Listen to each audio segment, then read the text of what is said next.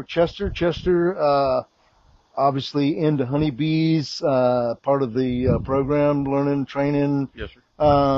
Chester said, man, I want to do some cutouts with you. And he's already been doing some stuff. So we had an opportunity here down close to his place. We're going to get these bees out, get them back to his apiary. But Chester, just take a few minutes to talk about a little bit about your service and what it means to be involved with honeybees.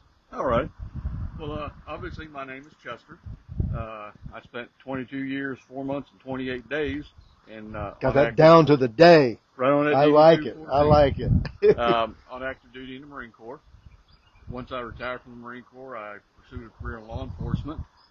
Had a particularly rough night that I told the wife. I said, well, the wife asked me, she said, how long are you going to do this? And I said, well, we'll do it as long as we have to. And she broke out the laptop, opened up the Excel document, and says, you know, we can make a few changes, but we don't have to keep doing this. So I decided to retire. When I was a kid, I helped my grandfather with his honeybees, and you know, the Marine Corps does a fine job of moving you halfway around the world every 3 years. So establishing an apiary wasn't something that, you know, was doable for me. Right. And then to manage it properly. Yes, sir. Yeah. Yep. And then I got into team roping real heavy after I retired out of the Marine Corps, so I didn't really have the time for bees. So now you rope bees? I used to. Honeybees? And they're You rope honeybees? Yeah, you got to use baling wire. Oh, or baling okay. twine. Yeah. In a smaller loop. Get a smaller loop. But here the last year, I decided to get back into the honeybees. I really enjoyed it with my grandfather. And one of the big things I've noticed is just, you know, the Marine Corps is teamwork, bottom line. Okay, there is no I in the Marine Corps. We are completely and total a team, and that is how we succeed or we fail as a team. The ultimate in teamwork that I've seen is just watching a hive of honeybees.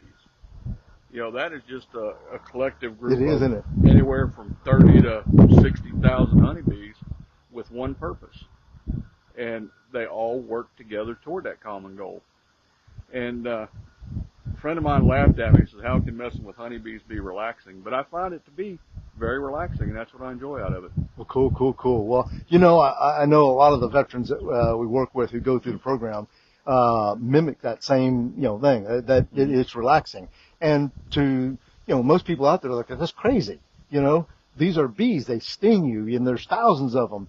But it can be very relaxing as well as rewarding to manage a colony to the point that you have a small part, but it plays a big part in the success when it comes to Varroa, different things that we're managing to help the success of the colony consistently over and over. So we're excited today to be down here. We got a call from Miss Tracy that she had honeybees, had them for several years. They've never been aggressive. She was mowing the other day. Bam, it happened. She got attacked, and it's time for the honeybees to go. Yep. So she called us. We're down here. Let's just kind of walk. I'm going to turn the camera around.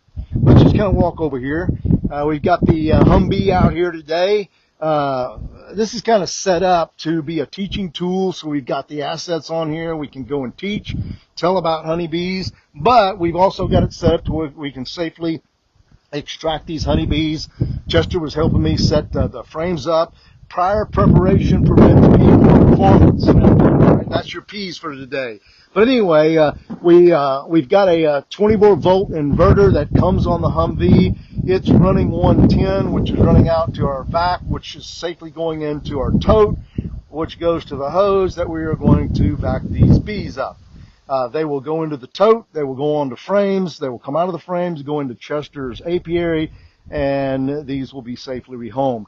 We have Nook boxes, Pro Nook boxes that we will put the comb in. I was telling Chester that the two most important things inside of that cavity today are the queen and comb. We may not find the queen, but we know we're going to get comb.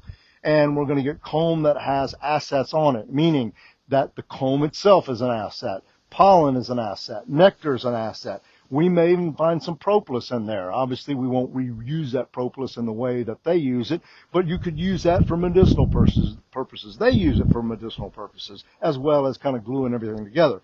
But there's going to be nectar in there. There's going to be honey in there. There's going to be brood in there. The brood is what's important for us to get into here, safely transport it back to Chester's apiary, so that if we don't get the queen, there's an opportunity that they can requeen with the current queen's eggs.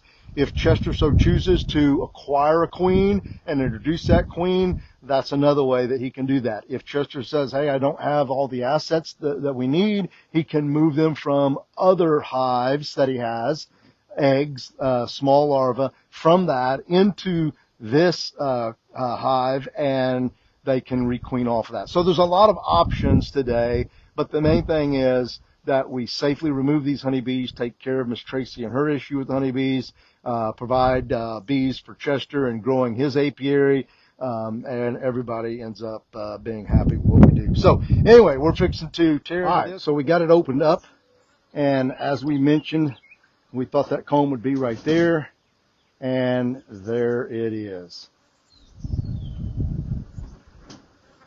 Honey up on top. That is actually capped honey right there.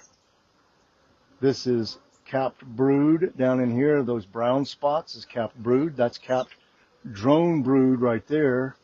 Drone brood. And that is just regular capped brood.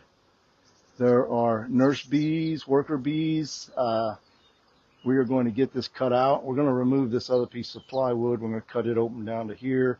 Get this old comb out right here. Get it into frames and get everything wrapped up. And again, another safe honeybee removal.